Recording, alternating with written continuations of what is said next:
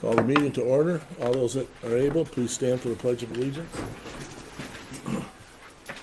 I pledge allegiance to the flag of the United States of America and to the republic for which it stands, one nation, under God, indivisible, with liberty and justice for all.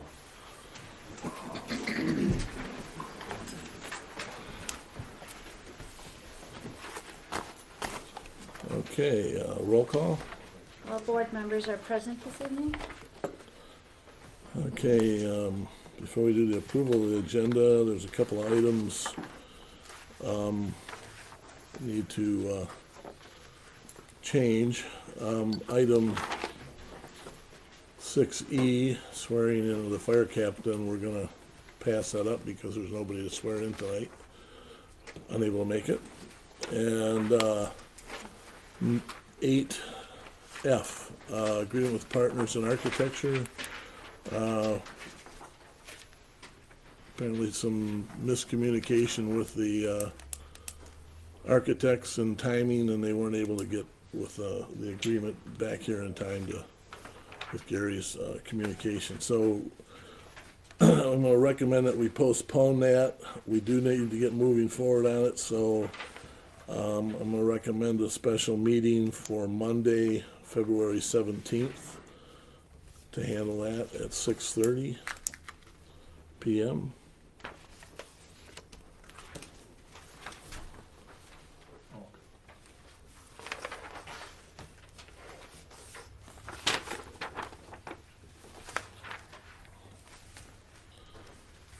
And that should be it.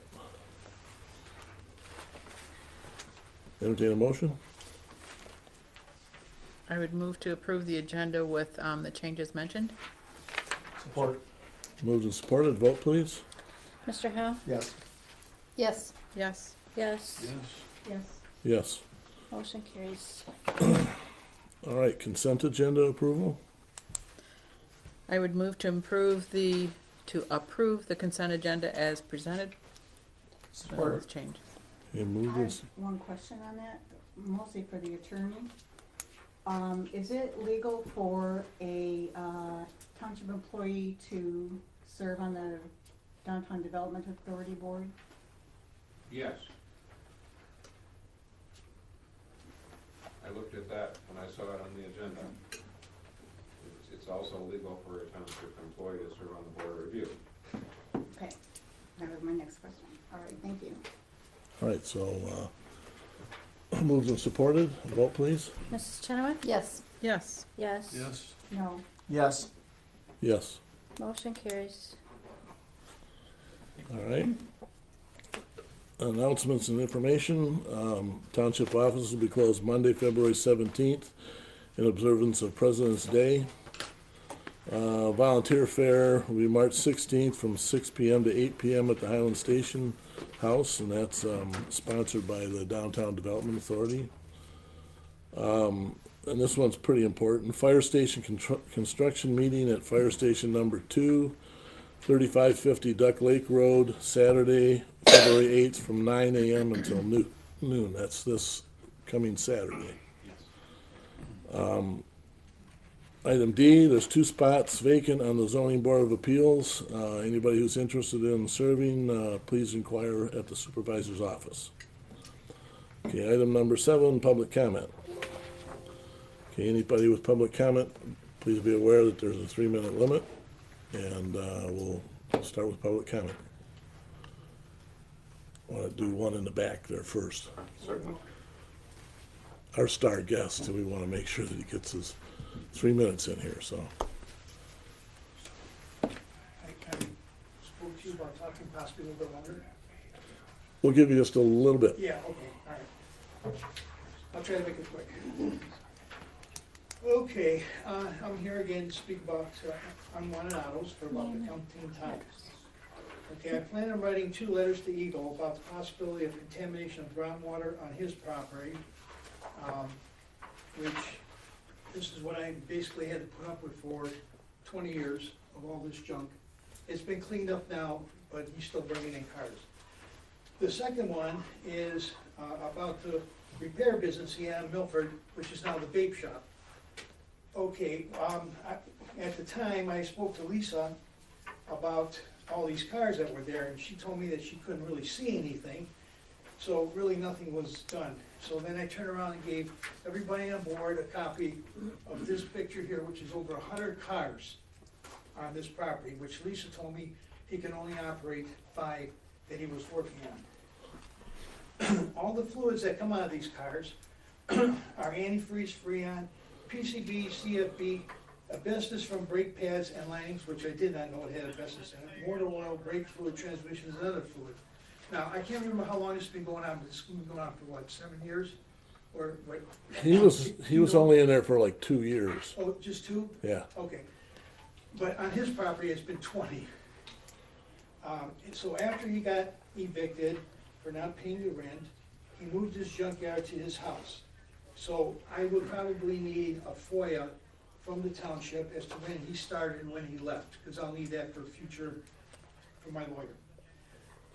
Okay, in the back of the business there's a lake, and when I write the letter, I hope they don't find any kind of contamination from all this stuff. Now, do you know, and I don't know, on Lake Street, do they have wells there? They do. Yeah. Okay, so there's a possibility that from all these years and all this junk that was there, there could be some contamination. So anyways, I hope that they don't find anything, because it'll be a PR nightmare for the township, to go through all that. And you don't want another Aaron Brockovich, if anybody remembers what that was about. I mean, we got that going on down at Madison Heights. So is it Raymond Brockovich? Yeah. Okay. But yeah, good, we'll change that one. All right. So all I'm saying is that, if you need to enforce the township and the board to enforce these ordinances a little bit better when it comes to these kind of businesses in this township. This guy just keeps running around and storing stuff. Now, he has stored stuff at Eloy Park, his house, SA Lane, and Fields Landscaping. He has all of his junk cars there. Okay, so I don't know how long it's been there or whatever. But all I'm saying is that when business can come in fine, but you need to do a better job as to what these people are putting there. One of these days, it's gonna bite you back in you or what? And I'm sure you don't want this on your legacies or whatever, as to, if something does happen, whether you're in office down the road, I don't know how long it takes. Nothing may not even happen. Okay, they may just blow it off. But all I'm just saying is that one of these days, something is gonna happen. And he's still bringing in his cars, talking to Paul, go ahead. Yeah, do you know the date on that picture with all the cars? Oh, yeah, this was taken by Lieutenant Snyder. It goes back a couple of years. Okay. All right, Yeah, I don't need any more information. I just wanted to make sure, like our aerial shots from the county are not always very up to date. Yeah, no, this one is, it's got the date, the time, Okay, so that was a copter shot, I'm assuming? and plus I have, I don't remember the day. I don't remember the day. oh, yeah. But it's since 2013, Yeah. probably. Yeah. Okay. So, and plus I have a bunch more pictures, but my attorney has them, so I have probably about another 10 or 12. It looks similar to that with all that junk all over. Now, on my part, I'm not sure if it'll affect my property because I'm across the street, but who knows how the aquifer runs?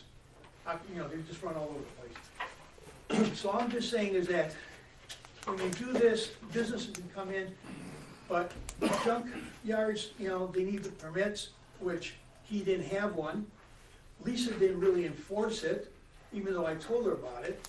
And she had the right to go there. She's an officer of the court. She could have walked right in his building and checked out the back and issued him any kind of fines, but nothing got done. Yeah.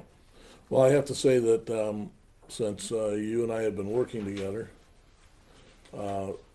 there's things that we have changed, and that is that we've gotten a new ordinance officer who you've Yeah. been working with. Right. And I think you can agree that he's been doing a much better job than maybe past experience. But these are things that I appreciate you looking into, because it is something we don't want to have happening. Highland's already got enough pollution. We have enough here, Well, so. and the fact is, I know it could or may not affect my house because it's across the street, but when you have it next to the vape station, you got the restaurants there, the gas station, you got a couple of restaurants, D's and the Come Back In. God forbid if something does happen, you know, you wanna keep this clown out of here. He's still, I talked to Paul, you know, just in case anybody doesn't know, the township attorney, he's still bringing in this stuff. He Okay. brings it in primarily on the weekends, like you know, he has done before in the past, and he also brings them in at night. So, you know, you can't really see anything until maybe the next day. Okay, I'm gonna ask you, well, we need to move on from there, and I Yeah, I'm all appreciate it. done.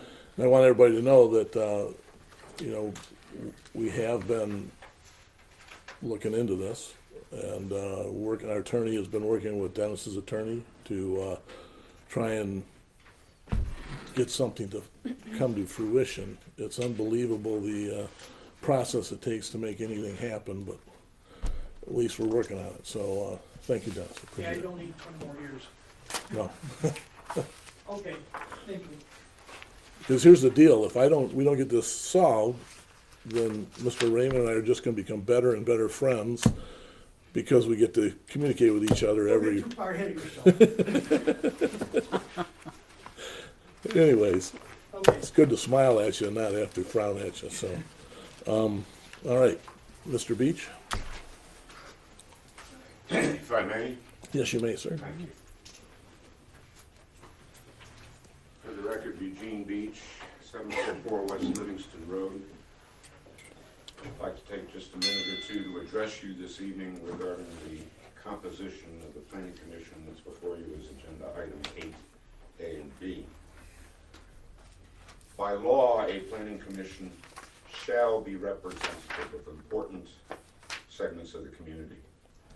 For the past half century, Highland has satisfied that mandate by including residents from all walks and stations of life, thanks to your predecessor's setting and keeping the membership at 9. So why this sudden rush to reduce the commission's size and restrict the diversity of interest, experience, and outlook? You've been told it's difficult to fill vacancies which sometimes occur. Even if that's true, however, that's an administrative issue, not structural. And there are numerous ways to address it without tossing the baby out with the bathwater. You were also provided a memo noting how several neighboring townships have 7-member commissions. What that memo overlooks, however, is that all but one of those townships have significantly smaller populations than we do. If you look at commission size on a per capita basis, Highland already ranked near the bottom, even with a 9-member commission. And by cutting us to 7, we fall still further, down in the company of such paragons of good planning as White Lake and Commerce. Lastly, much has been made of certain commissioners' admittedly poor attendance. No one's more frustrated at that than I am, but what's even more frustrating is that the commission is powerless to do anything about it. By law, you alone have the authority to remove or discipline a commissioner for nonfeasance. So the fact that this problem has been allowed to fester as long as it has, only to be trotted out now as a pretext for cutting 2 seats, is both disingenuous and unfair, especially since 7 members will not guarantee perfect attendance.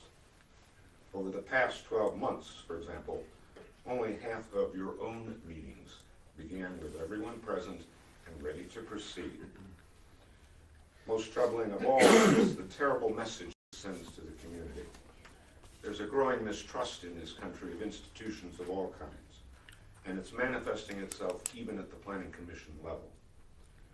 A month ago, we received a letter that says, quote, "It appears to me that the zoning board, and more importantly its leadership, will attempt to use any possible angle to push their agenda, be it for their own or their associates' gain," close quote. Surely you understand how toxic and corrosive that kind of thinking can be, and if it spreads, we will not be able to accomplish anything. And yet, by deciding after 50+ years to reduce the size of the commission, you have effectively reinforced and confirmed that impression. And I see my clock has Keep going, keep going. one more minute. Yep.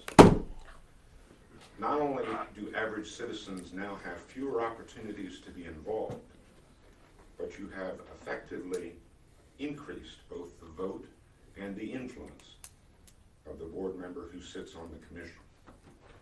So don't be surprised if even more of our residents start to wonder whether you truly have any desire, use, or respect for their input. Over the years, I've worked with dozens of other Highland residents on the commissions, many of whom have sadly passed on. Roy Burley, Doc Brown, Pat Hamlin, Bill Irish, the list goes on and on. Each had different talents, interests, and viewpoints, and yet all were committed to making this township the best it could be. And I can't help but wonder how many of these and other hardworking commissioners would have been prevented from serving if membership had been limited to 7. What might this township look like today, but for the fact that they were there and served? So please, honor the memory and the service of all of those folks and keep the commission's historic composition. Land use planning involves making choices that will impact this township for years, if not decades to come, which is why we need as many citizens as possible involved. Don't make a mockery of the boast that Highland is warm inside by adopting policies that freeze people out. Thank you. Thank you, Gene. Anybody else? Yes, sir. Should I run the timer? Your name and address, please? Basilio Stanius, 2700 Morel Drive in Highland. Live in Lakeview Pines, right behind where the new fire station 2 is going to go. We bought our houses.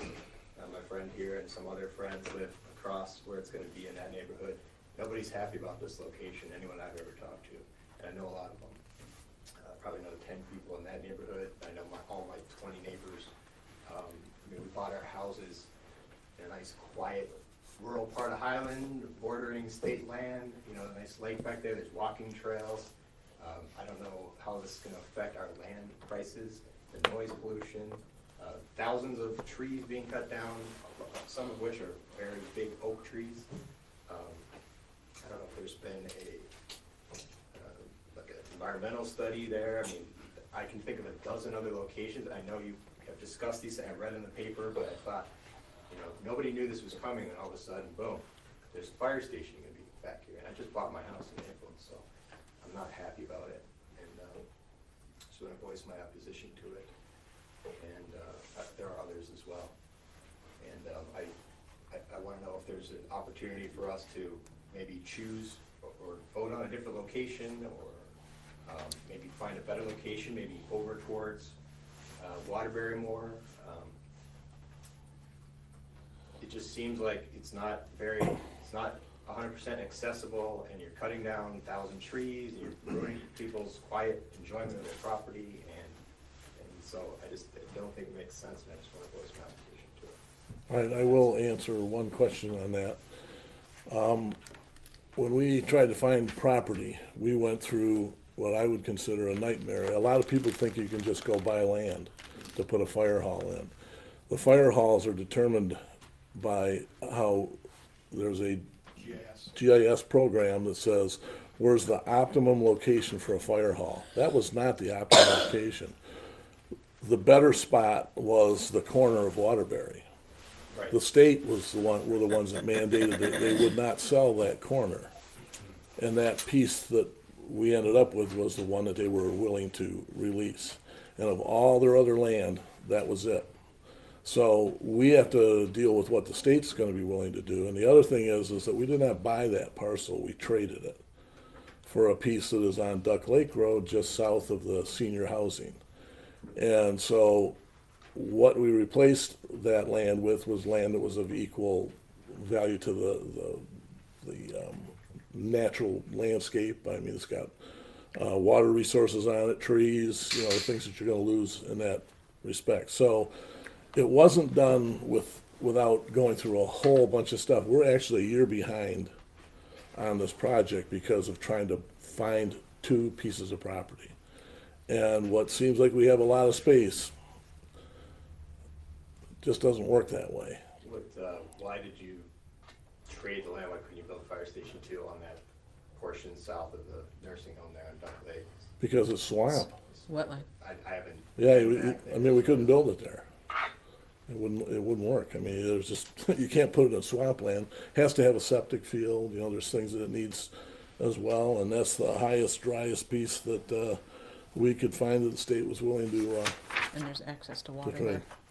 there. And it sits on the water line, Well, and never mind the distance it is to the population. right? That's, you know, we need to have a fire station to be, so we can respond quickly to fires, and that helps everybody's insurance rates and all that. When you, I would like to also add that when you see the elevations, which will be at the town hall meeting this Saturday, when you see the elevations where the building's gonna be at, and the amount of trees and land and paths that we're incorporating, we're not touching some of the paths we're incorporating into the fire station, so that you're not gonna lose any walking areas.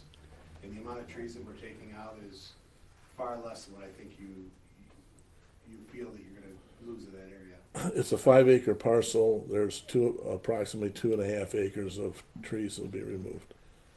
2.5. 2.5. And it'll be to the west side of the property. West So, side of the property, so, okay. You know, my concern, is there some plan where the fire trucks aren't gonna sound their sirens until they get a little further down the road? I mean, you know. It's not gonna have, we have a station currently on Duck Lake Road, which is, where the meeting will be held at. And it'll be, of course, at every intersection, we're going to, anytime we're running the lights, we have to sound the alarms. The guys are very good about being conscious about the time of day and how much noise they're making, but, I can't tell you, we're not gonna sound the sirens, but you're not gonna hear them anymore from here than you would have at Duck Lake. So my neighbors are literally gonna be looking, instead of at trees, they're gonna be looking at your fire station, so. I mean, no offense to you, No, obviously I would greatly appreciate what you do, but it's just. Trust me, we put a lot of thought and effort and time and as the supervisor mentioned, GIS mapping to try and find the optimal locations to serve the greater 19,000 that we represent. And this was the best that we could do for locations. Okay. here, maybe we can do this. Let's, I don't know if you can see this topographic. What happens, there's a pathway here.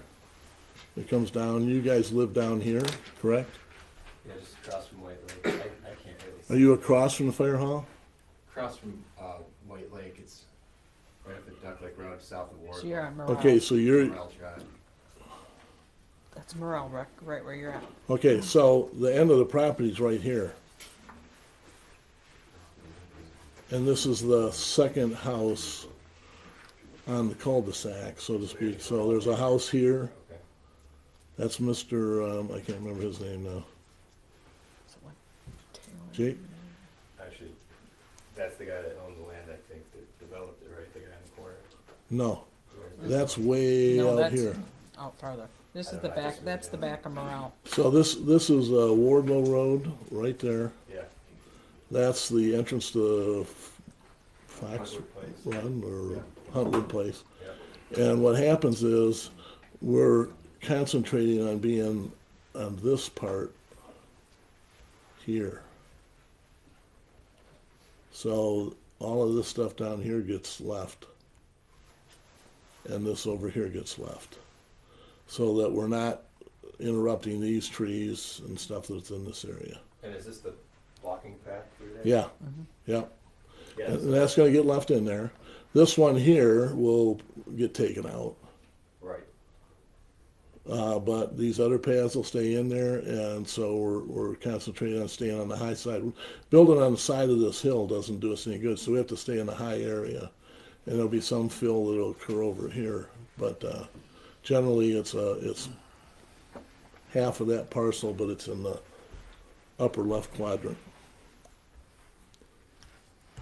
I don't know if I got another. Has there been an environmental study done on the? Perhaps he can see water you and better that? when we go to the meeting on Saturday. Yeah, I think if you can show up at the meeting on Saturday, that would be, Yeah, I'll walk to, or I guess I can't walk to it, it's not gonna be on that site. I'll be there. Be nice if it were at that site so we could see it in person. People can see what I'm talking about. okay.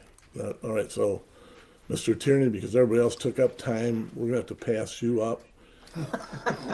Oh, I'm sorry, go ahead. Yeah, this is the way it's gonna go now.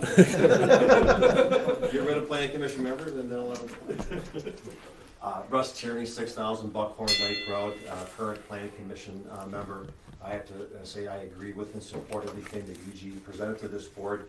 I do believe that it's better for the township and the township residents to have more people on the planning commission to get a more diverse and complete idea of what's going to go on. Hopefully, the board can do a better job of getting members that are going to attend. And I know you can't force them to attend, but it's better to have more than fewer. All right. Mrs. Hubbard?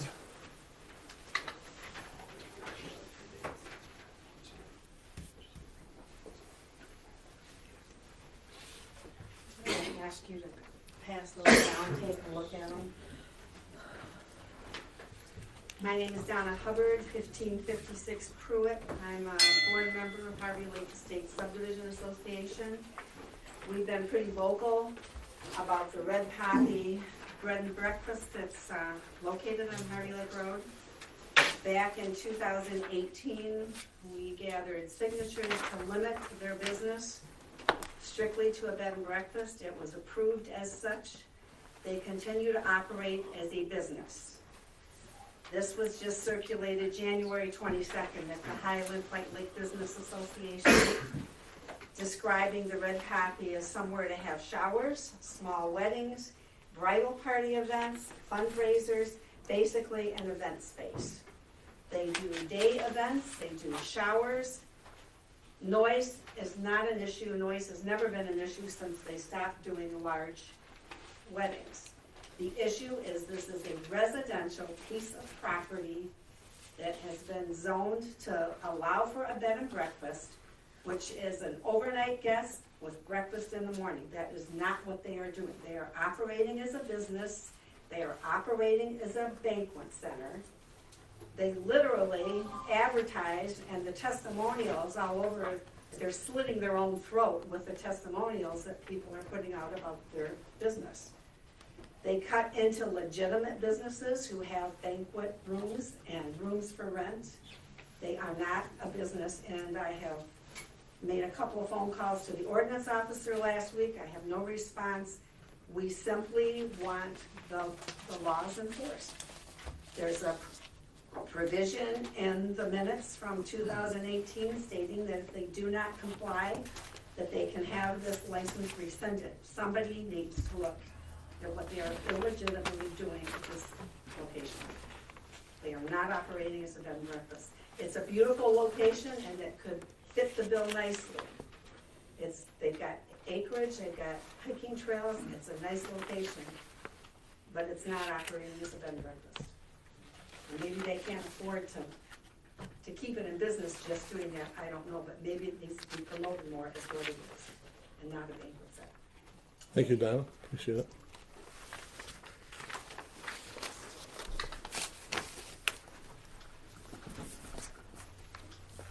My name's Dennis Wilson. I live at 1520 Pruitt.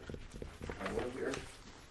I have a couple of screenshots of the Highland Matters website where people are discussing about having events at the Red Poppy. I'll look up people's names, but live in Axford Acres. And he had no info that it was able to open. I wonder what their cost would be for a 41st baby shower. I need to plan one for April. Somebody else writes, call them. I found them really accommodating. We're looking at having a party there too. Right back, they were very out of my budget, $100 per hour with a 4-hour minimum, not including food. With a shower, I have other expenses. It looked nice though, and would be a great girls' weekend place. Wow, I'm surprised it was that much, but it's an awesome place. Another one that I had about them serving food there, which I know that they don't have a license from Oakland County to do that. a woman asked, do you have to cater food there? How much to rent? Yes, they will prepare the food. Their calendar is getting full, so if you're looking at a weekend day, make contact soon. So it is obviously running as a business and not as a bed and breakfast. They're just doing events of baby showers, weddings, yoga retreat, the whole thing that we had warned the board was their intention to begin with last year.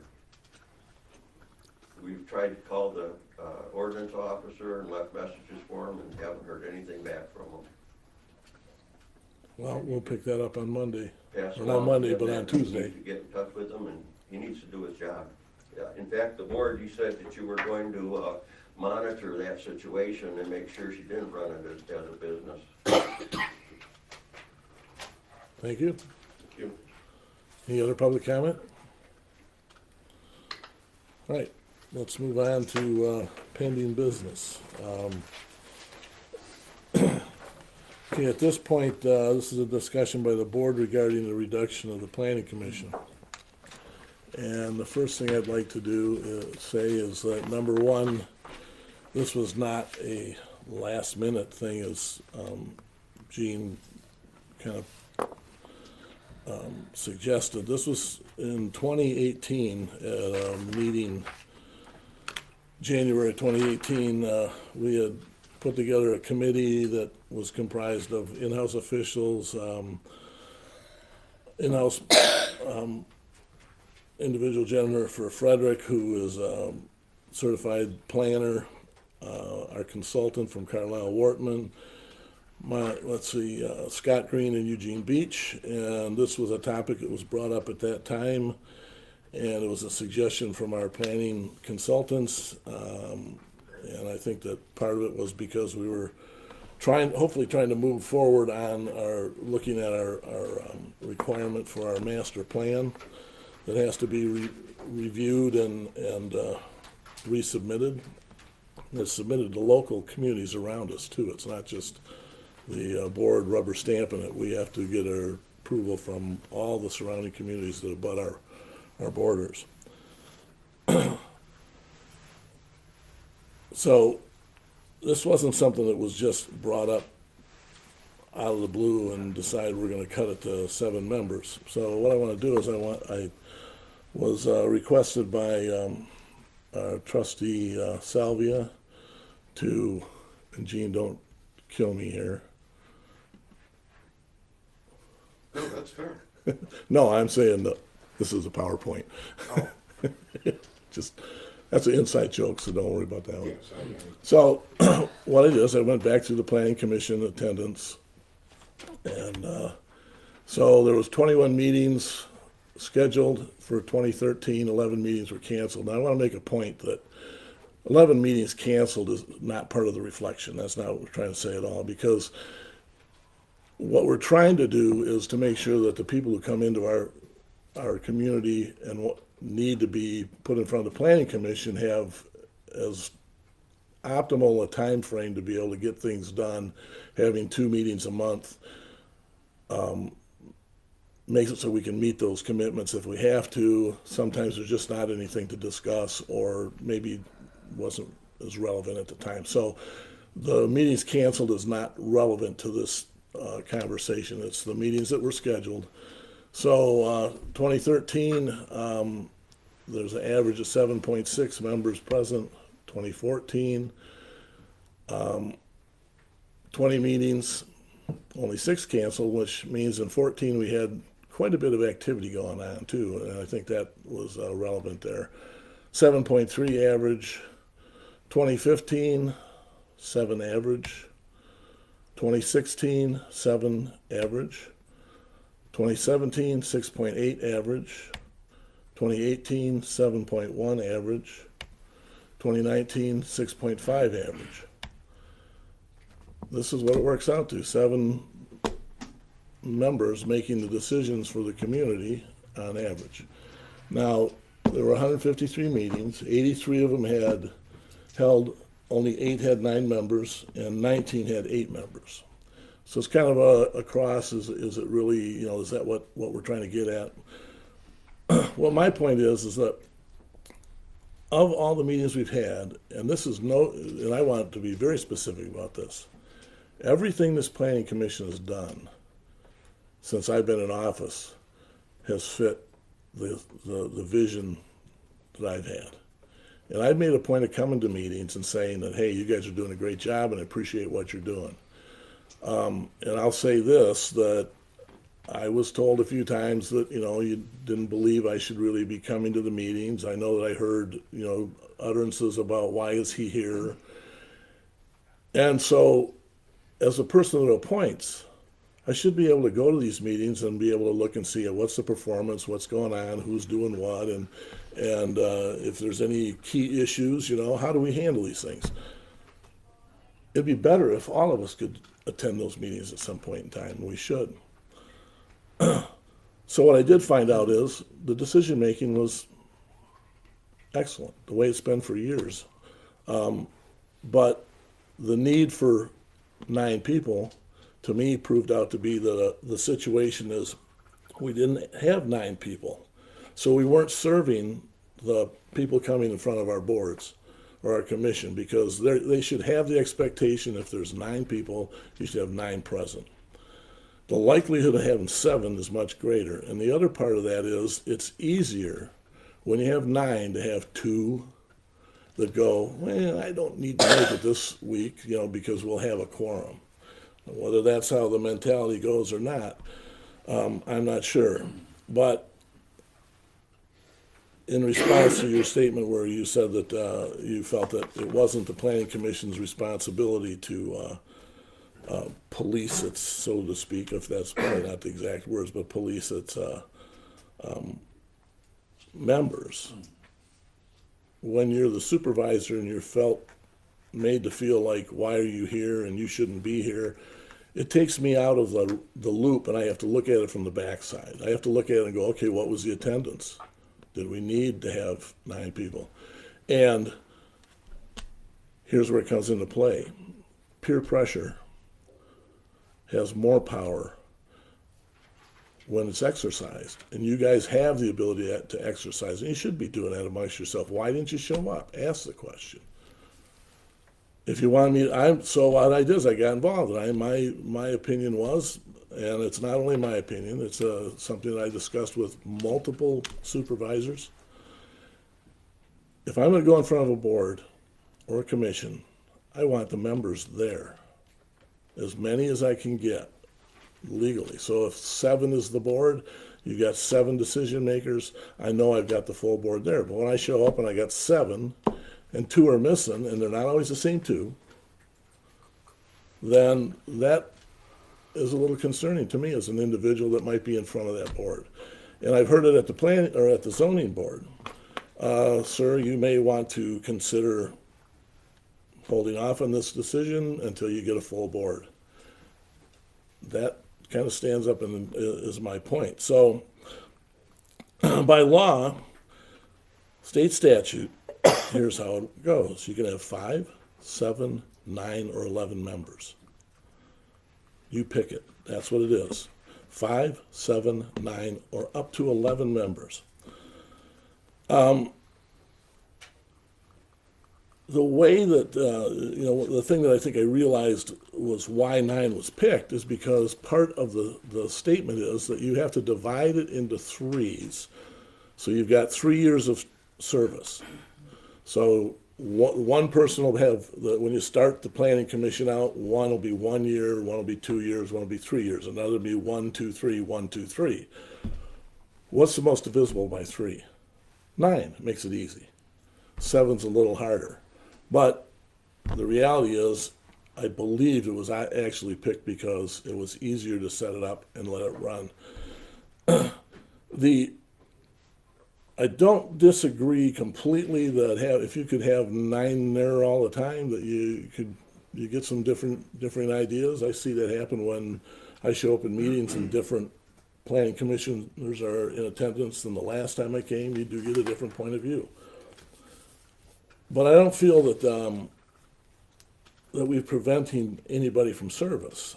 And I would say that if there's anything that prevents people from service is longevity. And I'm not trying to pick on Gene here, but you've got 38 years in. That's a lot of years that nobody was able to fill your position. And I think what the statement is, that I'm sure there were times when people didn't agree with what your philosophy was, but your performance and Roscoe Smith's performance, and actually a lot of other people on that planning commission over the years, has been stellar. We don't all look at things the same. We don't all believe the same things about how the township is moving. But I think as a general rule, what I did is I let things lie, and because I wanted to stay kind of laissez-faire. So I don't believe that putting it to 7 prevents anybody from service. I think that what needs to happen is we probably need to look at it. Like I said a few years ago, Mr. Tierney, I think you agreed when you were serving as a trustee that 3 terms, and now it's probably a smart thing. It makes room for somebody else. And I think that may be something that should probably be a planning commissioner's thing. What I have seen extensively occur in this community is that there is a huge turnover in population here of people who never lived here before, who have chosen this as a place that they want to live, who are younger, much younger than we are. A good chunk of us, you fit the bill, sir. I'm going to say you're probably under 40, over 40? 40, how's that? Well, congratulations to you, you look younger. Well, my point is that it is time that some of those people get an opportunity. Now, here's how, and I will say, Mr. Beach, you pointed out some things in previous conversations that one of the things that happens is it's hard to get people to do this. Have we done a stellar job of advertising? We've had it on the sign. I'd say no, we haven't done a stellar job of advertising, but we're changing that. So we appreciate that component of it. The Planning Commission, I think that what we did is that there was the board as a whole considered the scenario, and we made a decision last board meeting to drop it to 7. And it wasn't with any intent to do any harm to anybody, but to make it an easier thing to be able to have full board attendance as much as possible. There's going to be those where you miss them. And maybe what we need are alternates. I don't know, but that's something we could discuss as well. So this is what Mr. Salvia asked to do. I think that when the comments were that, 5 or 9 is, you get better decision-making with 9, we just haven't had 9.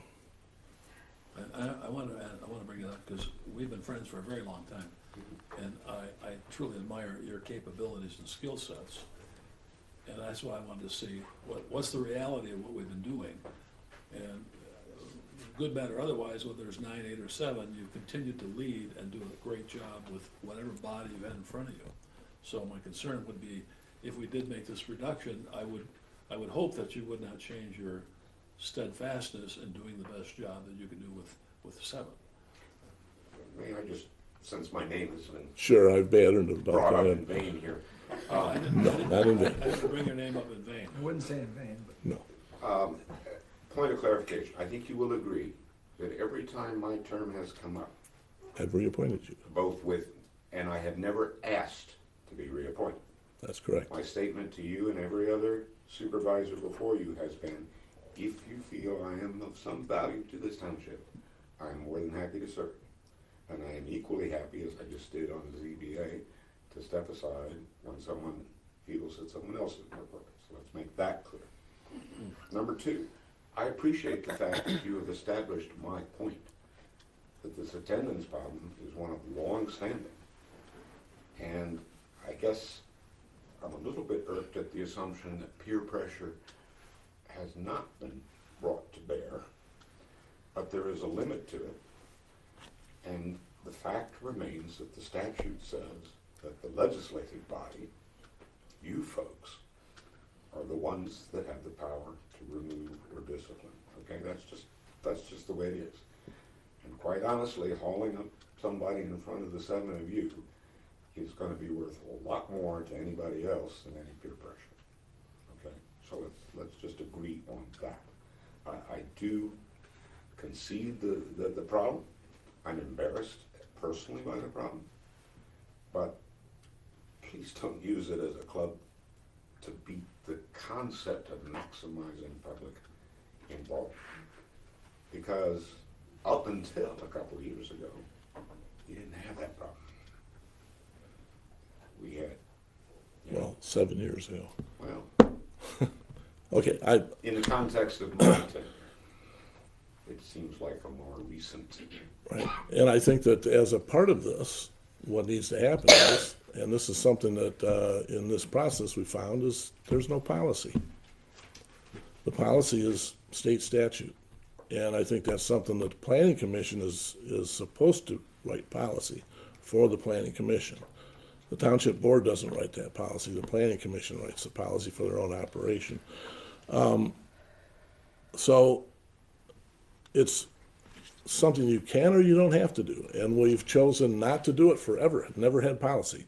So what happens is we fall to the state statute. And the state statute doesn't say how many meetings can a person miss before they're dismissed. You know, what is malfeasance, and misfeasance? What is that? You know, so I know what it is, but it's the other side of it is the worst thing you want to do is to bring somebody up in front of the board as a disciplinary action, and it becomes a public display, and it's I think, a much tamer thing to, let's see how we can make things different. Let's change it. So, moving forward on that, we get 7 members. We sit down and we talk. Now we know that we got to make sure whoever's on that planning commission is committed enough to make sure they show up. And that's the critical part about it. So instead of trying to find, 9, and I'll throw out the other part, why don't we have 9 members here? Because it's harder to make decisions. Oh, why do we not have 9? Oh, I thought you meant 9 Township board. commissioners here. No, the reason you don't have 9 commissioners here is because we wouldn't be able to talk about this. We would, but that's. Because it's not, we would have had to post it as a meeting. Not to address you.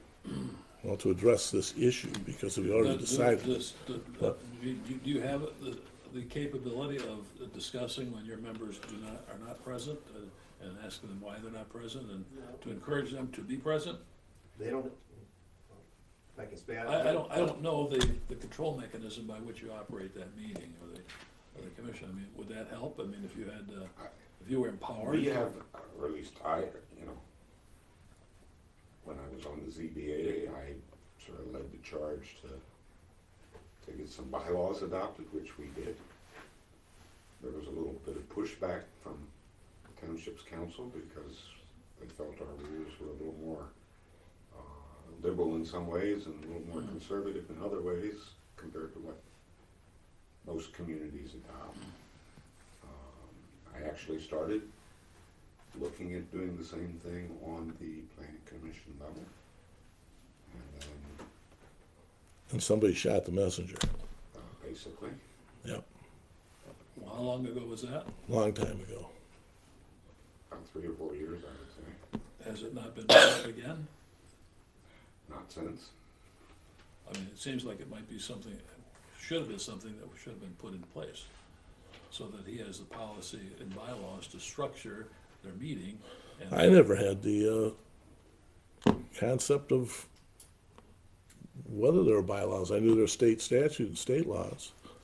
But there's nothing in any of my documentation that says, or in these, that says there's requirement for bylaws. There's no requirement. We can certainly. What's that? My understanding, there is no requirement, but I think we can certainly have the ability to adopt some, and they would be no different than your rules in terms of how people speak and. Well, we have board policy that is not state statute. Right. And it's the same type of thing. So this is just a part of moving forward. So I appreciate what your comments on it. I know I know there were people that served on this board, and the 9 members have been on it for a long, long time. But most of the decisions have been, the good decisions have been made with 7. That's one last point. I fully agree with you that we can nothing was more delightful than to have someone like Alexis Stellis on the commission, both in terms of age and experience in the community. I also agree with you that those of us that are getting a little longer in the tooth arguably do prevent some.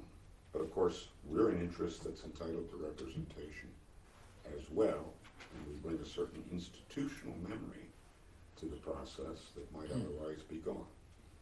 So what you need is a balance, and the best way to achieve the balance is to have as many seats at the table as possible. I would bring up a thought on this whole process, okay? I'm hearing some things that might be put in place, and in light of the fact that we are gonna have elections at the end of the year, might we consider using 9 for the balance of this year, checking the attendance, creating some bylaws that the person in charge of the planning commission has some authority to discipline people. I hate to say discipline for people who are volunteering. And we finish the year with the establishment of 9. If it does not work, if we cannot sustain 9 people for this year, then we have a new board coming in anyways, and that could roll over to that. I'm just making a suggestion. I mean, I mentioned to you directly, I admire all your work. And obviously, you continue to do a great job leading, even with whatever body of folks you had there. Whether it's 7, you've got the job done. And that was my one reason for seeing what was going on historically. So I'm just throwing out another opportunity to give Gene to say, well, okay, if we go this year with 9 at the end of the year, if this has not happened, and if you would, I don't chair it. no. I'm just one of 9. Well, we do have a chairman and a vice chairman and secretary. I can certainly. It's safe to say you carry a little influence on that. Well, I'm not, The no, it's chair safe to say, I think you do. But I Chairs don't in want the to audience, too. overstep. Right, I agree. I'm not sure how much dialogue, I'm hearing things like, we should have had bylaws a long time ago. Well, why hasn't that been brought up? Why hasn't that been introduced? Maybe Gene, maybe you should have said, hey, we need some bylaws or some structure so that we can have some control. Gary, you have any people. opinion on this? Opinion on whether we can do what Joe is outlining? You have The a, opinion would be that if you wanted to do that, somebody that voted at the last meeting to cut it to 7 could move to reconsider that action. Is that what you're, I can advise you on how you can do whatever you want to do. well, the problem with that is, according to Robert's rules, you can't do that. It has to occur within the same meeting. I disagree with Roberts in this context of a municipal legislative body that meets once a month. This is your next meeting. Well, we haven't completed the process. There's still an additional process that we have to complete tonight. We could vote no on this resolution. But there could be a different motion created. Well, the board's action summarizing the resolution was effective March 1, have the planning commission consist of 7 members. And what is on your agenda tonight was, at my recommendation to Mr. Hamill, was to bring to the board his proposed plan to accomplish that size reduction. And in that resolution is to let 2 of the 3 positions that come up for renewal lapse and appoint someone, not appoint somebody to fill the vacancy that was created by resignation. Thank you for that explanation, because I was wondering why we're doing this again. No, see, if I may? Yeah? So you have a resignation that I didn't know about the resignation when we were here a month ago, but under Michigan law, an appointed position is required to be filled. Now, if it's an elective office at the township level, there's an actual timeline established for that. It's 45 days, and if the township board doesn't take care of its business, you lose it to the county clerk who schedules an election. But for an appointed position, the requirement is still there. You know, somebody has to be appointed to fill the remaining term of the vacant position. And And so that's why I wanted to have a resolution so that it was clear as to why the board did not fill that vacancy created by the resignation. Well, I actually appreciate that we're doing this again, because I agree with Eugene. You say it much more eloquently than I did at the last board meeting, but I think it's not fair to the township to reduce that representation as this planning commission. And even though there are only 7.01 average commissioners at a meeting, they're different ones all the time. It's not the same person absent all the time. So you do still get that mix of representation. I do think they need to do a better job at attending the meetings. If you're appointed, then that is a commitment you took on and you should fulfill. But if you reduce it to 7, what's that average going to be? 5 then? Right. Yep. You know, so I can't bring that motion back because I voted no on it last time, but I think that's what we need to do tonight. Well, I'm gonna restate what I said. I'm concerned that we can even get 9, okay, and that was the reason we brought this to begin with.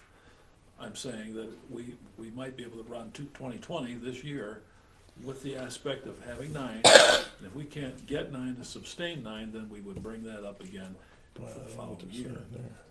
That's my comment on this, okay. In fairness to Eugene, to try to structure it, 9, maybe we need a sergeant at arms at that meeting, like Russ, who will call the people who don't show up, okay? Because that's what a sergeant at arms is supposed to do. All right. Call it a whip. It's not my place to offer suggestions or advice, but if I were asked. Hold on, before you go, before you say anything else, just stop a minute. Okay, I'm wrong. The next board meeting, that's what Gary is saying, somebody can reconsider. All right, so one of my questions, Gary, is, it says in the state statute that the township supervisor is responsible for, say, seeking or appointing an individual or recommending to the board an individual to appoint. If there were policy that said something different, can planning commissioners be responsible for finding people to fill seats? Oh, wow. Could the planning commission be responsible for that? They can't be ultimately responsible, but. No, the board would be the one who would have to do it. I mean, they would, in that context, for instance, the planning commission or a committee of the planning commission could take it upon itself to identify candidates and recommend them to the supervisor for possible appointment. That can be done, but the supervisor always has to be the one that Brings it to the board. makes the appointment. The township board is the one that always has to say yes or no to that appointment. If I may, sir, what you're saying is that there is no difficulty with the commission or the commission and the trustees together organizing outreach, publicity, invitations, making the community aware of the opportunities. Just so long as everybody remembers who does what. Exactly. So we can. Sometimes in these things, people kind of forget that. So that one People can have a develop. wrong impression. One can develop a bullpen list with the understanding that it's up to the manager which pitcher he's going to throw in and when. Say that again, If Gene. that understanding is He's there, playing baseball. Certainly. He's playing baseball. my non-legal observation is if you give a group of people, and whether it's here or somewhere else, if you give a group of folks a new responsibility, they may not view it as a responsibility. They may view it as a new right. No. Well, no, but you've been around as long as I've been around. Exactly. So you now have a situation where folks think, well, hey, we gave these names to the supervisor. He now has a responsibility. If he didn't choose them, he darn well better explain why. No. That is a bad situation to plant the seeds for. That's not what I'm suggesting.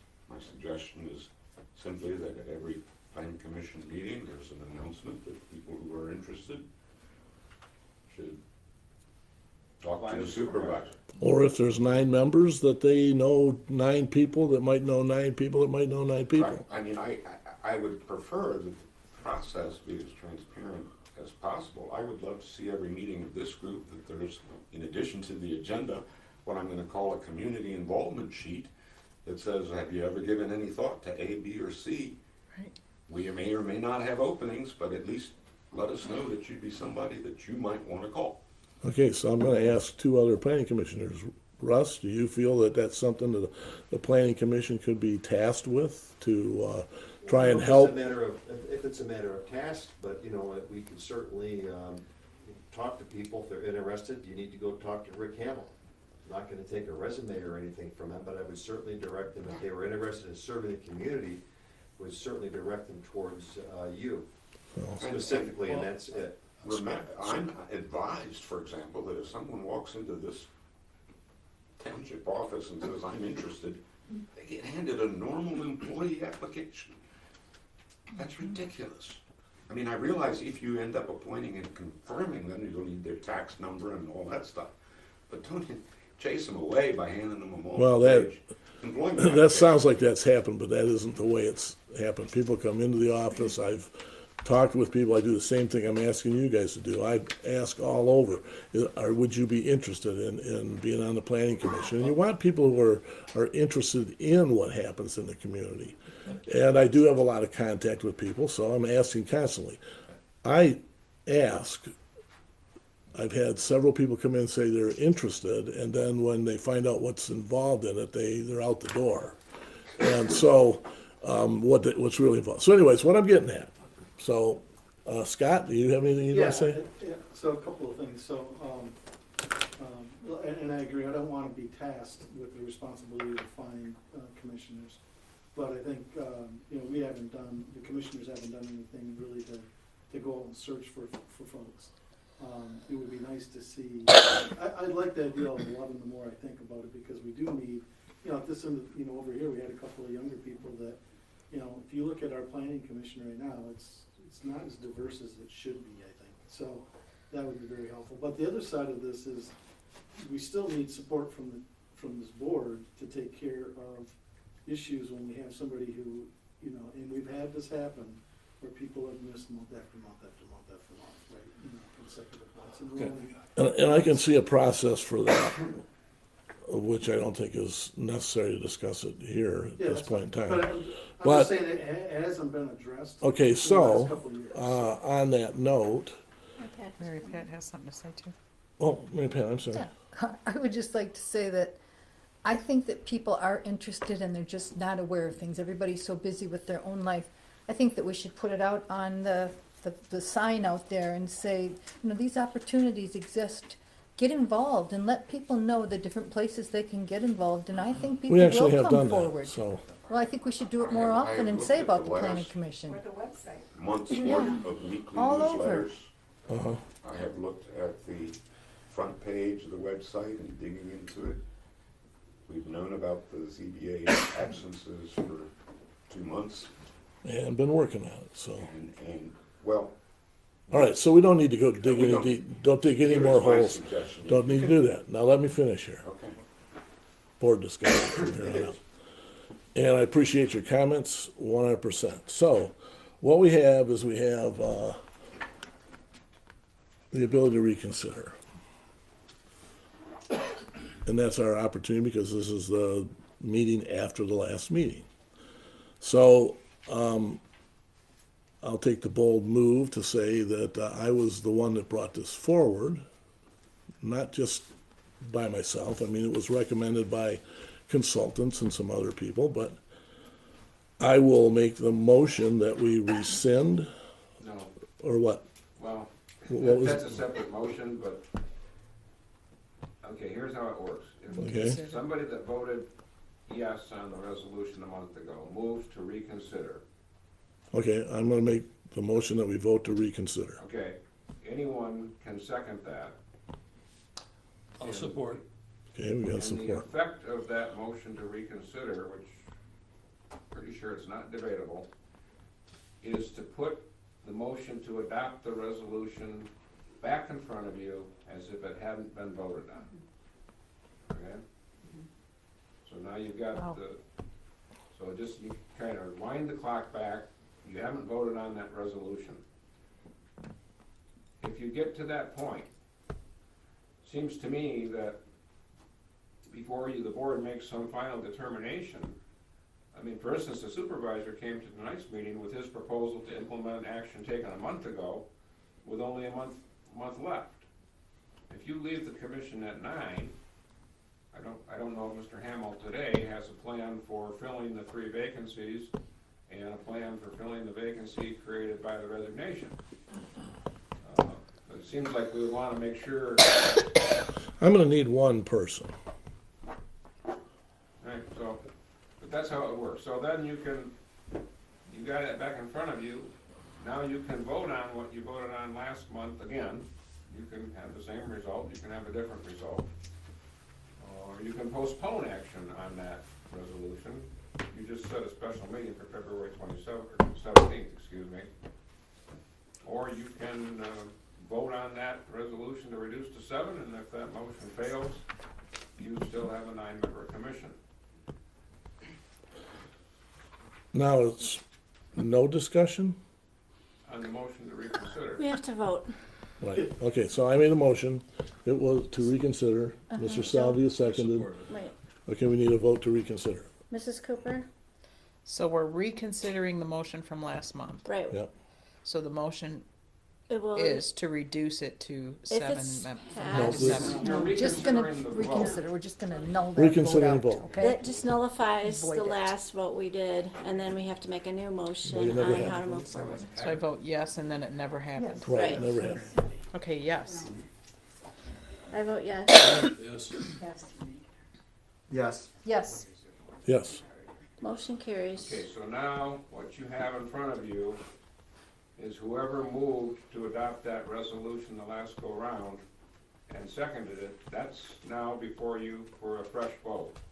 okay, so we have that in record. We probably don't need to specify those people at this point because we have it on I'm record. sorry, I missed. We have it on record who did that. Right, but that motion to adopt that resolution is now before you to do something with it. Okay, Be so withdrawn? So we're gonna do a revote. essentially we're gonna vote for So- something like it never happened. Was Mr. Hamel and Mrs. Cooper. Okay, so All Mr. right. Hamel and Ms. Cooper could withdraw their motion if you wanted to, or you can vote on it again.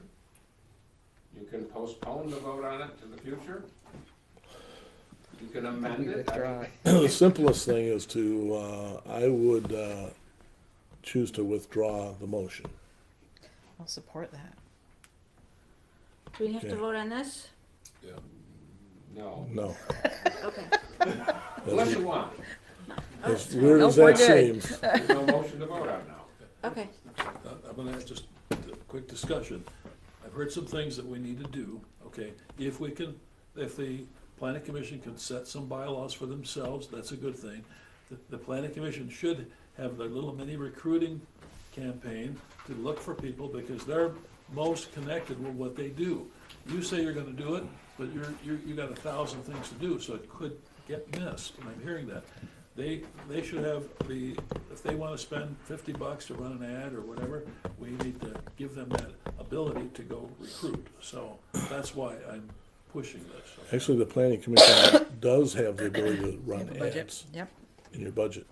Yeah, we don't. So here's what I'm saying is probably gonna happen, is that I think it's obvious that we need to spend a little bit more time working together, which means I probably will be at a few meetings. I would like to invite you, if my colleagues are in agreement.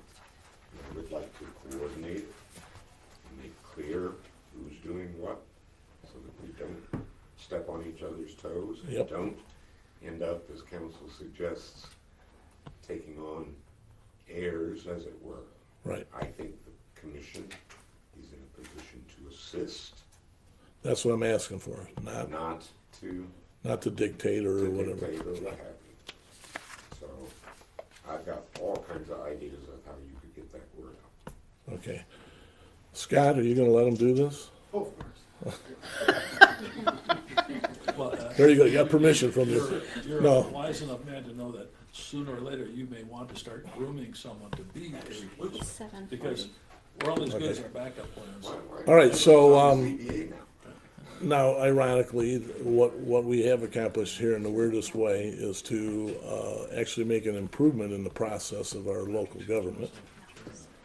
And I think what is probably clear to at least a couple of you, the planning commissioners, that we all have to work together to make sure we're doing what we committed to. When I committed to my job, and I was voted in, which is a lot different, I committed to making these meetings. I've missed, I think, 1 or 2 in 7 years at most.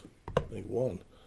And so I committed to them, and I think Mary McDonald's got even better track record than that. So by a long shot. So it's a commitment, and when even the planning commission's a commitment. It's hard to do, especially when it's 2 days a month, and when you got like Scott's position where he's also decided to be the liaison to the ZBA, he's got 4 times a month he's got meetings.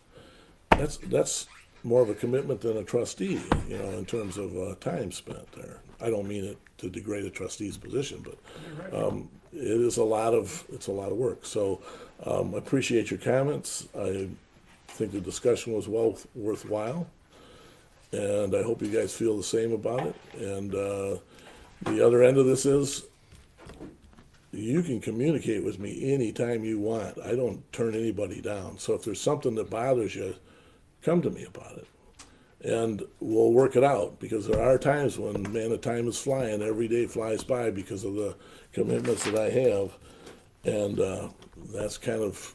It seems like I don't communicate. It is simply an abundance of caution that policies and decisions and things like that, I firmly believe, should be done in the open.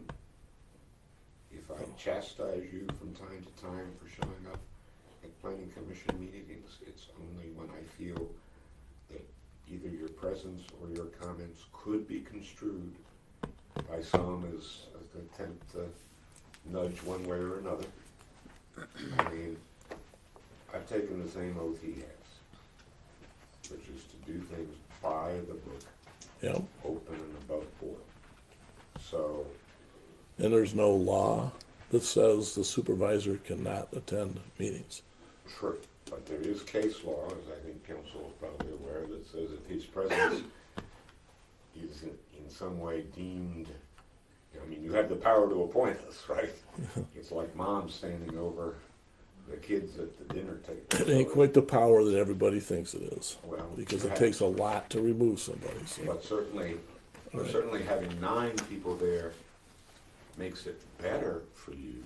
Okay, so now the contest is, and we're going to end it on this one, we need to get 9 people to show up consistently. 8, I get it, I get missing them, I get it. And, but, so moving on from there, So, I'm saying, yes. if you put together some general rules within the commission bylaws, they will be able to get that enforcement in place to discipline the people on the commission if they're gonna be continuing to fail. And it could be something of great assistance to the next supervisor, whoever that might be. So, I appreciate the comments, and I appreciate it to the point where you changed my mind. And not because you shamed me into it, but because you changed my mind. As was said in the movie. I'd never admit it if you did anyway, so. As was said in the movie Cool Hand Luke, we has a failure to communicate. Yeah, no. So thanks for coming out. So we gotta move on, and, so item B, never existed.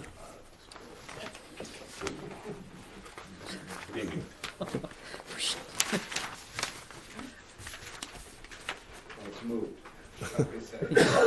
What was Out the that? door. It was moved out the door. Okay, the next item, I lost myself.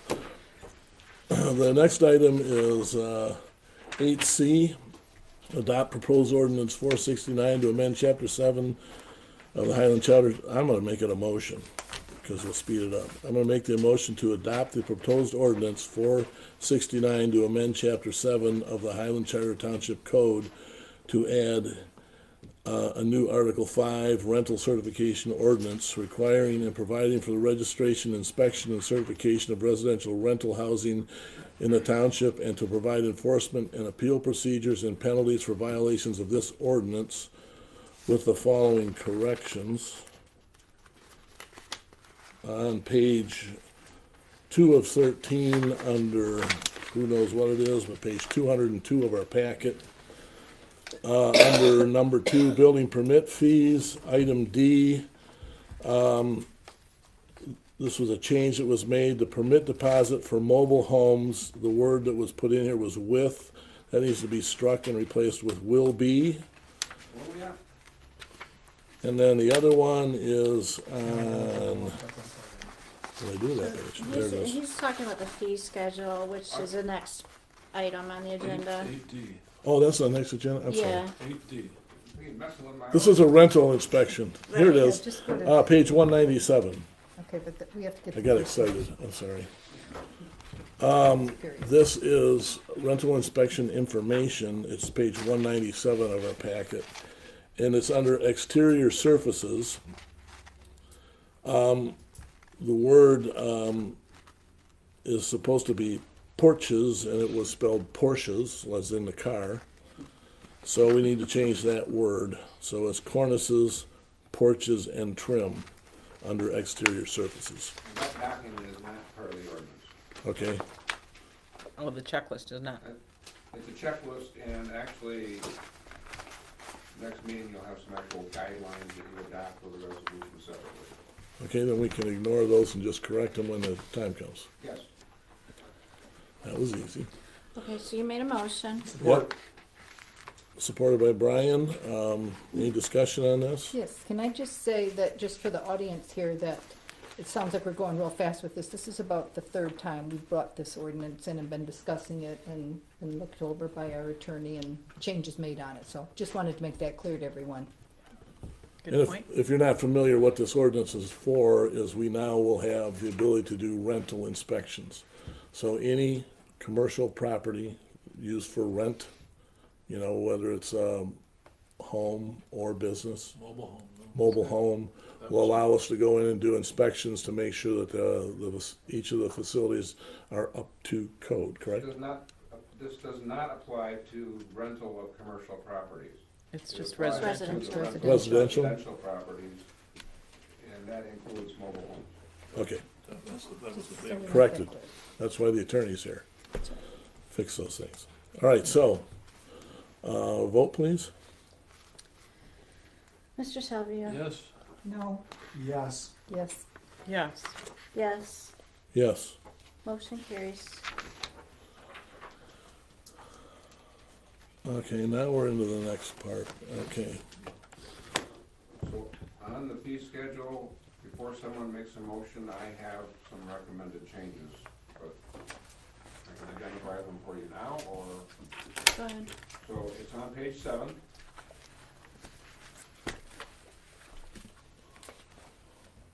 Under the section 5 dealing with the fee schedule for the residential rental certification. The first change is in the sentence says 3-year operation fee. Oh boy, we're buried in here. Where are we at? And these changes are to stay consistent with the ordinance that you just adopted. So that currently says 3-year operation fee. I would recommend it be changed to say annual operation fees, plural, for 3 years. Talked with Chief Chapman, the intention is these numbers are to cover the entire 3-year period that will exist between inspections. So the ordinance talks about, excuse me, annual operation fee, so. So those are annual figures, $150 per year? No. No, it's a 3-year operation fee. So that's just to have the language in this fee resolution match up with the phrase annual operating fees in the ordinance. Okay, The second change is down near the bottom, just above the word inspection fees. There's a paragraph that says unless cited otherwise. That entire paragraph should be stricken. And the reason is that is covered by the ordinance, and that due date, from my reading of it, that due date's going to be when somebody gets their certification. And as far as when we can put an unpaid fee on the tax bills, that's in the ordinance, and it's measured in a number of days from when the billing went delinquent.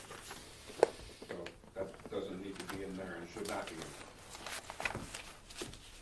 Let me back up on that annual operation fee for 3 years. So you're saying the $150 per rental unit is a 3-year fee? Yes. Why are we saying annual then? Why It's are we the saying annual operating fees for 3 years. the annual operating term is 3 years? That is $50 a year, you know. Yes. I'm getting mixed up in words there, but. It's $50 per year. The ordinance calls for the annual fees to be paid at the time certification is issued for the rental dwelling. The ordinance calls for the certification of a rental dwelling to be on the books or valid for 3 years. Okay. So that's why the fire department came up with the number that they looked at as being their actual costs to take care of it for a 3-year period. so they pay the $150 up front. I understand that, just the terminology gets confusing when you say annual, but it's really a fee for an operating period of 3 years. Yes. Based on an annual rate of $50 per year. Yes. 3-year fee, okay, I'm good. That saved about 13 words by not putting it that way. All right, okay, just wanna make sure it's clear. Next. All right, so, I have a question on it. Where did all the fire department fees come from? All these new ones that are in here? So those were actually on last year's fee schedule, but when they submitted it to the one we approved last month, somehow it accidentally got deleted off of there. So these are not new, they're just changes from the version that we approved last month. so it was an oops, they got missed.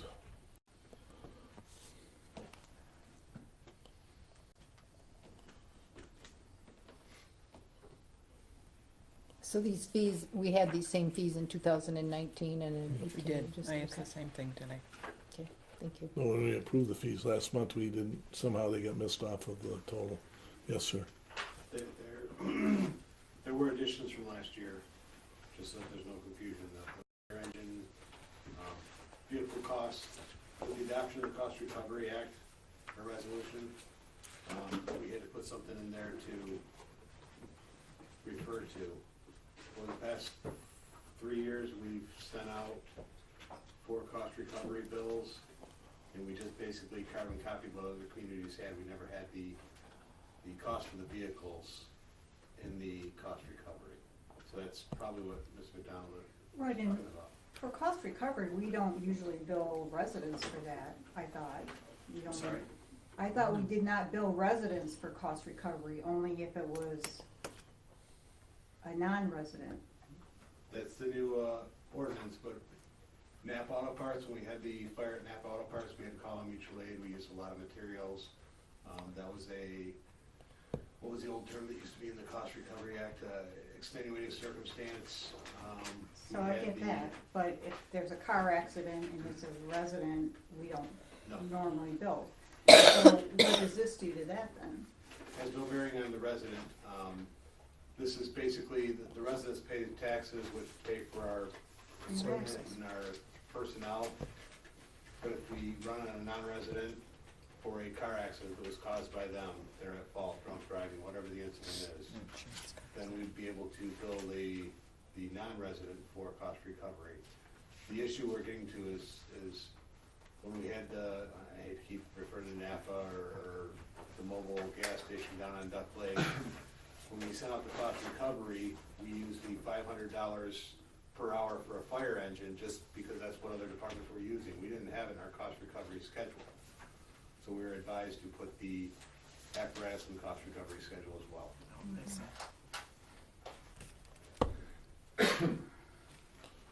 Okay, somebody else can clean this motion up. What? I said somebody else can make this motion.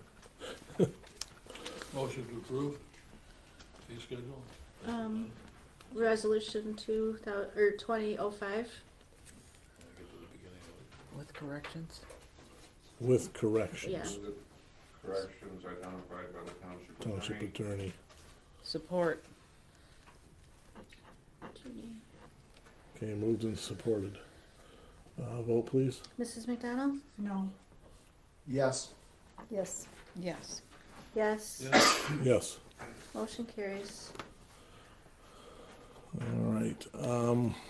Next item is agreement for maintenance and operation of Hickory Ridge Pines Park soccer fields. You'll find on the passed out was a maintenance agreement.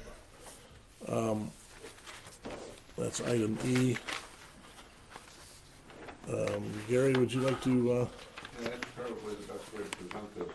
I think it was Thursday or Friday, I sent to the board a draft of a license agreement indicating that it had been sent to the attorney for 201 Lone Tree LLC.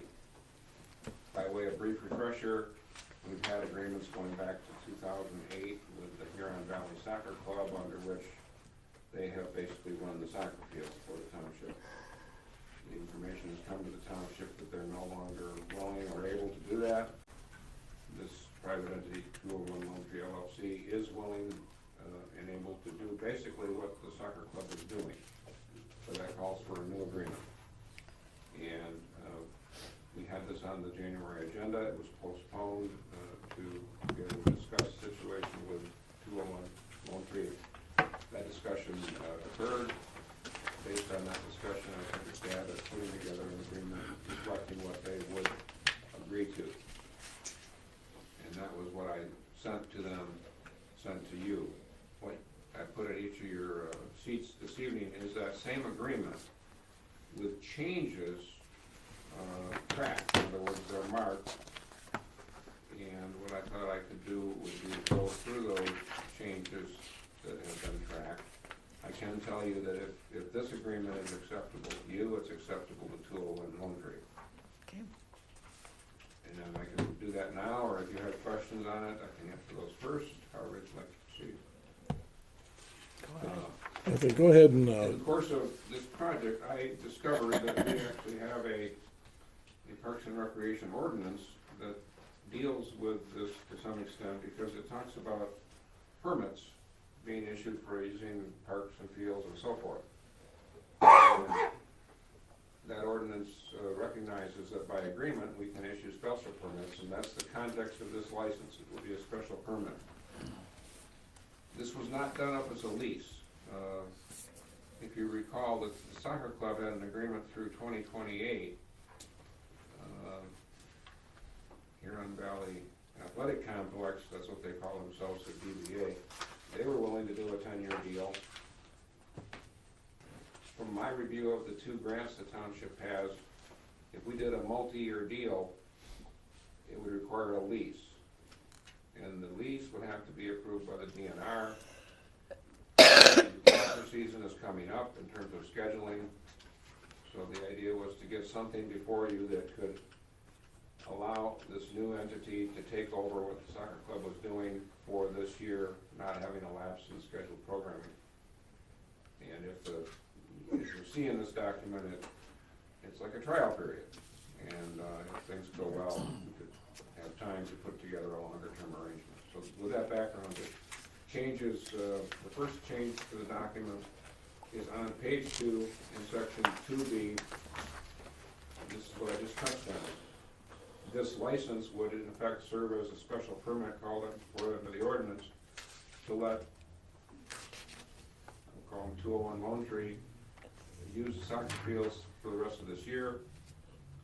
And as long as their activities didn't violate the ordinance, the DNR grants, or this agreement itself, the changes were to simplify it down. 201 Lone Tree wants to do what the soccer club was doing. They don't want to get bogged down in overly burdensome reporting requirements back and forth. It's my understanding the soccer club basically ran the show when they were there. That's what 201 Lone Tree wants to do.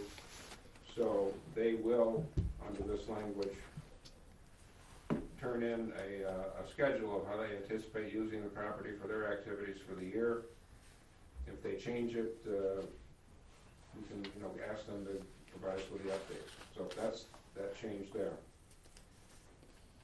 It's my understanding the soccer club, if somebody else wanted to use the fields, the township would refer those folks to the soccer club, and the soccer club would make their own arrangements for that kind of a use. That's dealt with in Section C. Under this program, the fees, and we'll have to talk about those if we keep this in order, would be payable to the 201 Lone Tree. And this, in effect, would have them issuing a permit to a third-person group or organization to use the field if it was available. So first priority is to 201 Lone Tree's scheduled activities.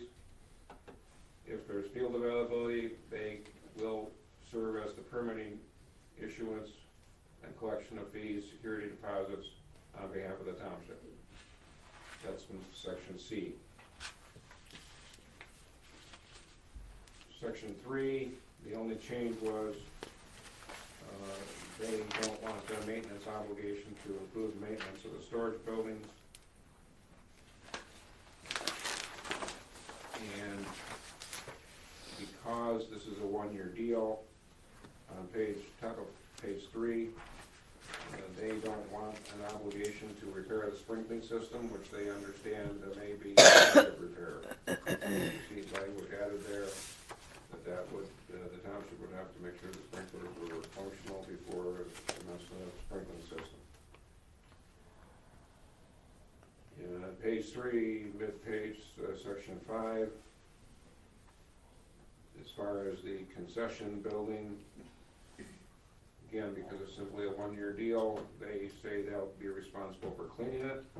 Township's responsible for everything else, except janitorial services. Section 6,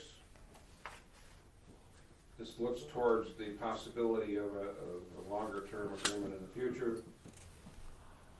They work on a calendar month basis, so it requires them to provide records of what happened this year by January 22 of 2021.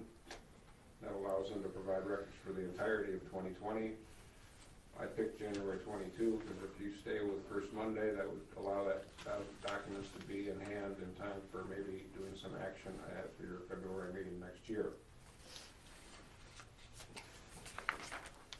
There's but I would like to point out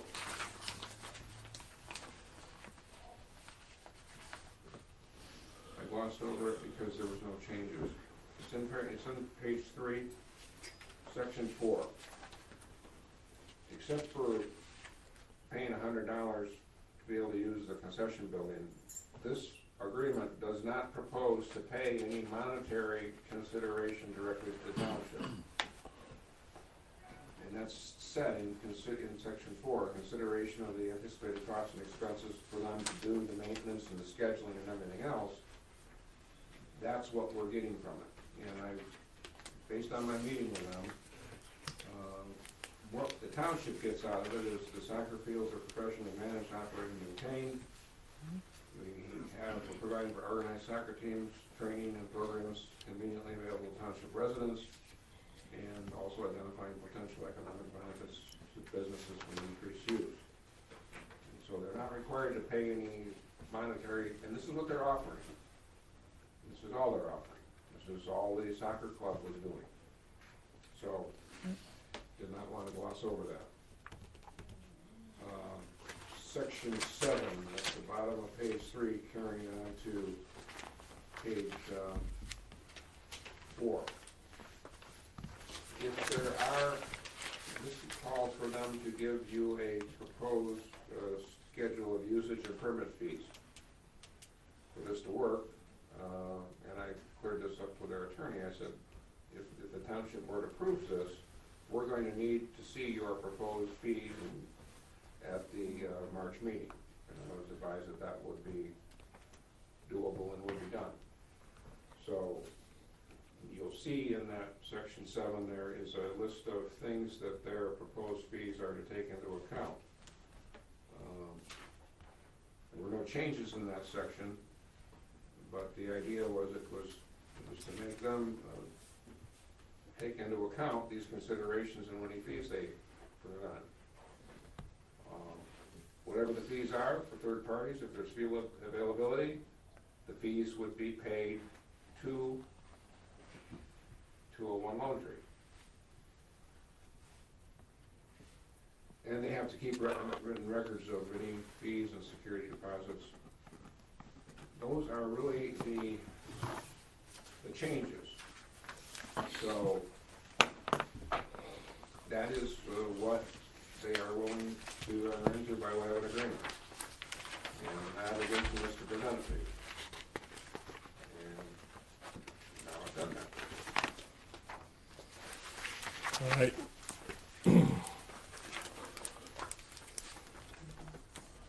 I will say this, if we get to the point of making a motion to approve, we have the loose end of the soccer club agreement. It has not been terminated. So I will have some language to include in an approval motion that deals with the supervisor's authority to sign. So, meaning we want to get the soccer club agreement terminated. Would you mind crafting a motion to include all that? Question first before we Yes. do a motion. What is the other option if we don't go with 201 Well, Lone I mean, Tree? I have not talked directly with anyone from the soccer club. But it was represented that folks, volunteers with the soccer club actually work for 201 Lone Tree. It's my understanding the soccer club is not going to, does not have the financial ability to continue to maintain and schedule and operate these 6 soccer fields. So without that, the soccer fields will not be used in an organized fashion, I guess. I don't think the township has money in its budget to maintain them. Not that you couldn't amend your budget to do that.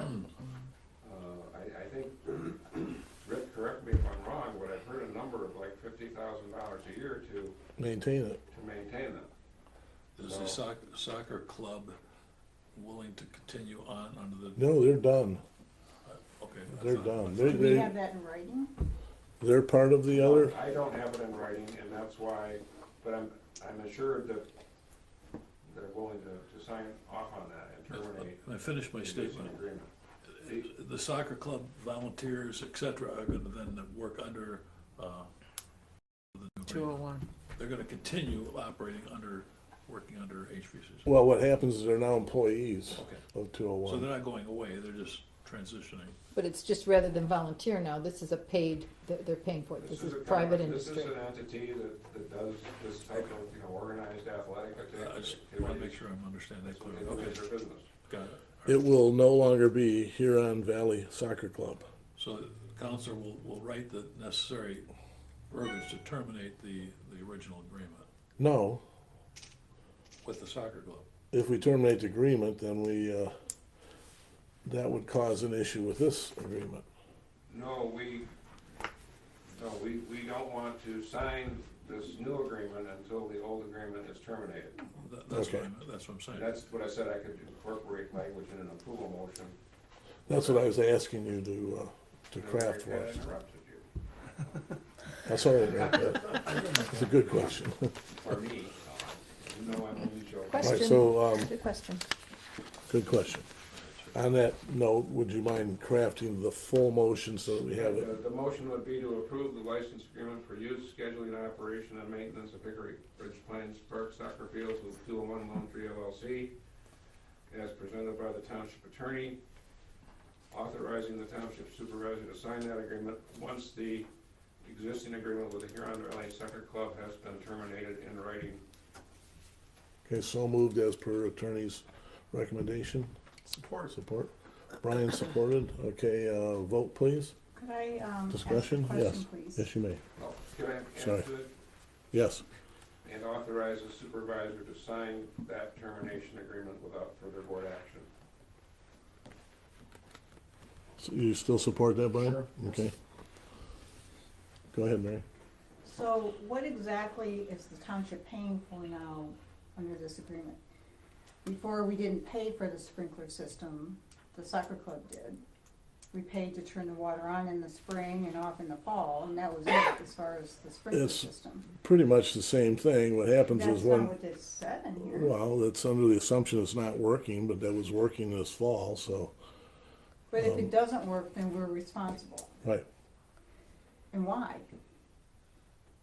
You know, for $100 a year, that's not gonna cover the cost of what this is gonna bring to the township. I think you're missing the point. You're trying to trade $100 for No, I'm not missing $50,000. the point. This is a business entity, not a private, nonprofit group for kids. This is a business that is signing this agreement with the township, and $100 For isn't gonna kids. cover what it's gonna cost the township to take care of what they're gonna use. That's your opinion. Prove me wrong.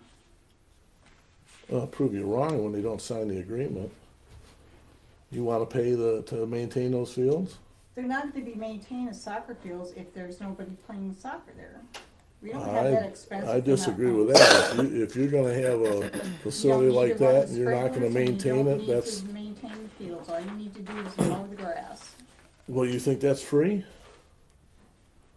That's tens of thousands of dollars. There's No, more it's grass there than we mow now for 18,000 a year. No, What do you mean, no?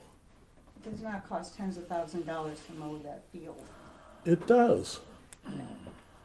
Well, I'm glad you've been in the Well, business. Mary, it says, I mean, unless I read this wrong, it says, at its expense, HVAC shall maintain the soccer fields and maybe the surrounding area. But that doesn't include the sprinkler system. Well, what are the soccer fields?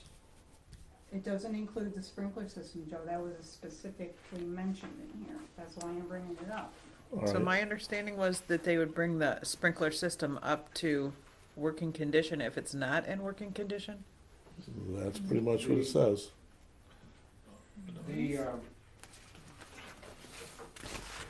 so paragraph 3 of the agreement at the bottom of page 2 sets forth this new entity's obligation for maintenance, which includes the sprinklers. The new twist, which came in at the top of page 3, was the responsibility for the township to make sure the sprinklers are working to start the season. Just to start. So it's not shifting the responsibility for the sprinkler system for the entire year to the township. It's just to make sure that they're Start working up there. properly to begin with. Startup. And I think this came from the fact that, and maybe it's something that someone at the soccer club knew that now works for Lone Tree and didn't tell someone at the township, hey, by the way, your sprinklers It's are not busted. I don't know that, but it was something that was presented to me on Saturday. So it's a new piece to the puzzle. It wasn't mentioned when Joe and Rick and I met with them. But my goal was to bring you an agreement that I could tell you they are prepared to sign if you're okay with it. So thereafter, after we say the car is now running, they're gonna take care of it thereafter. Right. Okay. Yes, under the language of this agreement. Yes, So that's it's- right. But the bigger point that I wanna make, besides that cost, is $100 for a year for a business to use that park is not reasonable. There's wear and tear on the parking system, on the roads, all of those things we maintain.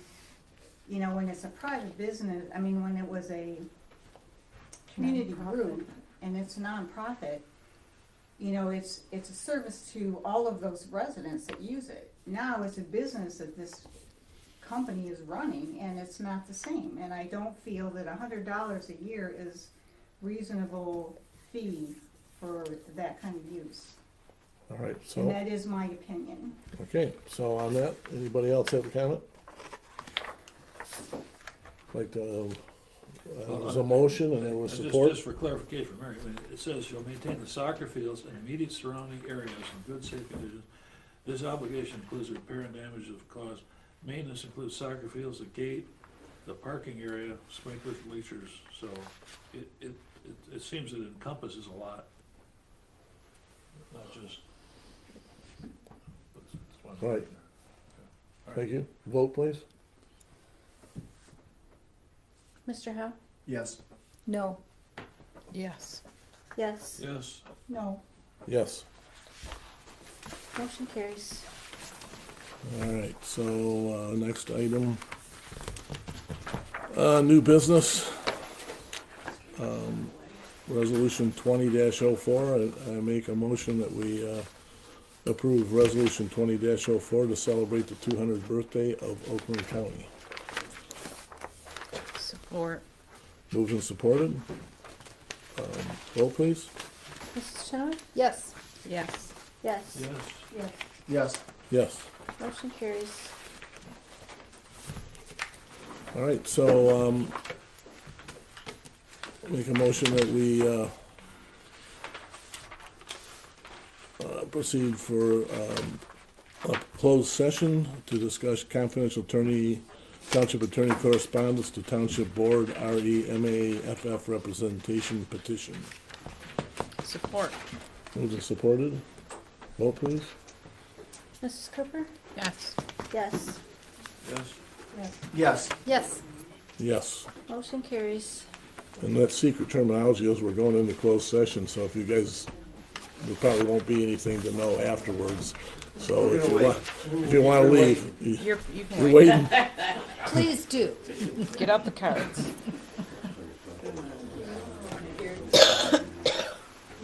Here's your 10 to 9. Okay, returning from closed session, meeting adjourned. Merci.